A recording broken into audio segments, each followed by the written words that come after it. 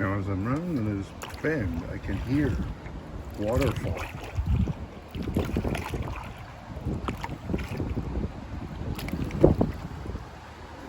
Or wind, I'm not sure.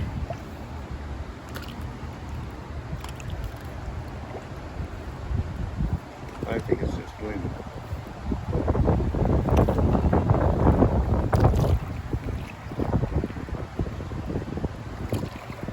But there's the Beaver Dam over here, and water is going over it right now. So it is water.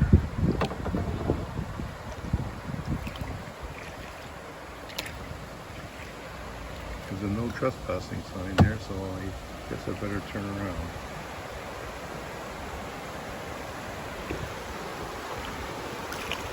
You see this Beaver Dam is pretty effective here.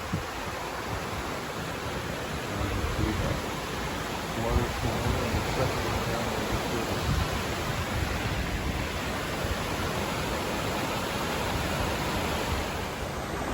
So behind me is the Beaver Dam. And we're going losing the place.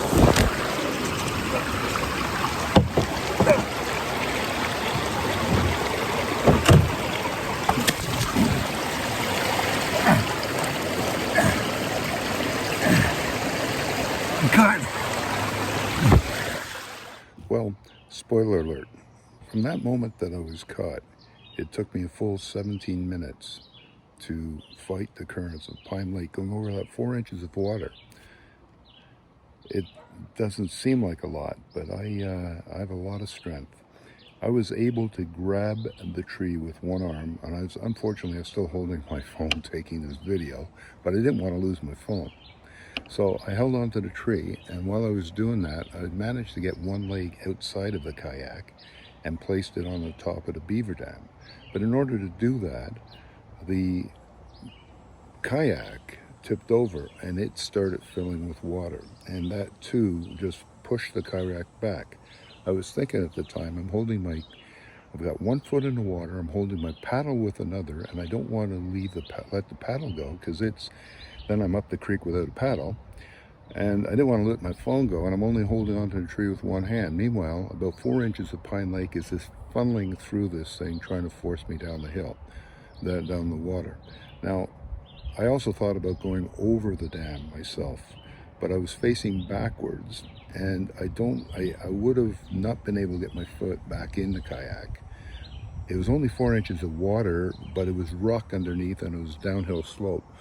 So you can drown in 4 inches of water if you catch an ankle and fall backwards, and the water will just keep funneling. We did some whitewater rafting and knew that. Anyway, so I was worried about that. Had I been going forward, I would have just tried to go through those rapids for the short time that it was. But I was also worried about maybe hurting my head.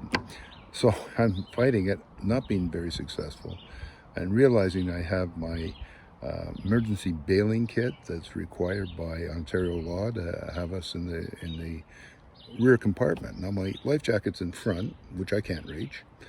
The emergency kit is in the compartment and back, and I've got both hands tied up, one holding a kayak and one holding a paddle and my phone. So I was able to basically turn off the phone and somehow move my body up and put it in a pocket of some sort. I don't know what I did. I wasn't really thinking.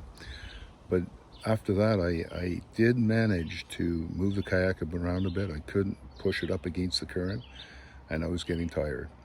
So what I wound up doing, somehow I did get the bailer out of that emergency bailer out of the compartment. Now it is a screw top. Try undoing that with one hand. And that was another dilemma, but I wound up doing that too. In the bailer, in the bailer was a rope, which I knew I would need, a flashlight, which I didn't need, and a whistle. Now the whistle was very important to me because my wife didn't know I'd gone under the bridge into that area that wasn't very well traveled at all, and was only traveled well because we've had high water this year. So she'd gone out and nobody knew where I was. So anyway, had I hurt myself, I would have definitely needed to whistle and been able to somehow summon somebody. But Here I was caught on the dam, and I managed to finally bail out, and I counted. I got 50 bales of water out, gradually lifting the kayak up and having enough strength then to push it up and against one edge of the dam that was still there. So I thought I could push it then and get in, but I couldn't get in. So I had to then funnel it the other way, push it away from me, and walk along the dam in order to get in. That I thought took a half hour, and you'll see from the last part of the video, but it didn't. It only took 17 minutes because that's when I started videoing again. So anyway, if there's a moral to the story, one, if you do go kayaking in an area you're not going to, first let somebody know. I think that's important. Second, I now understand the importance of having that mandated safety kit. The whistle is very important. The rope would have been important. The bailer is definitely important.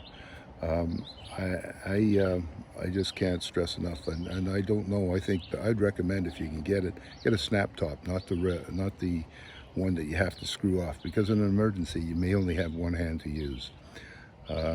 Secondly, I've been kayaking for over 40 years and think I'm very good at it. I can swim.